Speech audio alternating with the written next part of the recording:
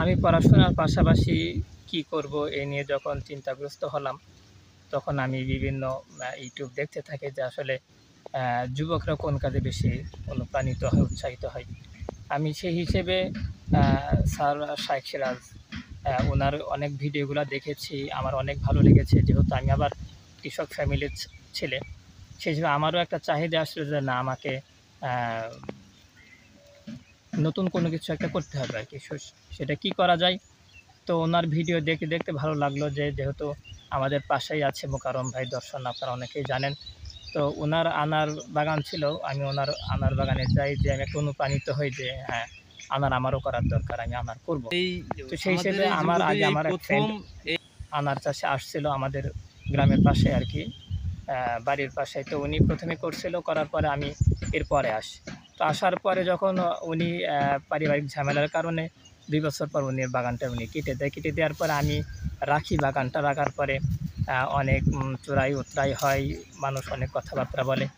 বলার পরে ২ বছর আগে আমি যখন ফল পাচ্ছিলাম না, তখন আ অনেক মানুষ অনেক কিছু বলার পরে মনে হচ্ছিল না, আমি আনারটা ভেঙেই ফেলবো আরকি, রাখবো না। তো এরপরে যখন ২য় বছর মতো আমি ফল কিছুটা পাই, পাওয়ার পরে আমি একটা আশা ভরসা পাই এবং আমি মোকাররম ভাইয়ের সাথে নিয়মিত যোগাযোগ করতে থাকি এবং উনি আমাকে এই আশ্বাস দিচ্ছিল যে, "আব্দুল্লাহ, সমস্যা নেই, তোমার হবে ইনশাআল্লাহ, তুমি ধৈর্য ধারণ করো।" তো সেই ধৈর্য ধারণ করার পরেই আজকে আপনারা দেখতে পাচ্ছেন আনারের এই অবস্থা। তো আনার আসলে যেইভাবে গঠন নিয়ে আসার দরকার ছিল, আমি যেহেতু আসলে পড়াশোনার পাশাপাশি কাজটা করতেছি, ঠিকমতো পরিচর্যা করতে পারি নাই। সেই হিসেবে আনারটা ওইরকমভাবে পারফেক্টলি আমরা নিয়ে আসতে পারি নাই।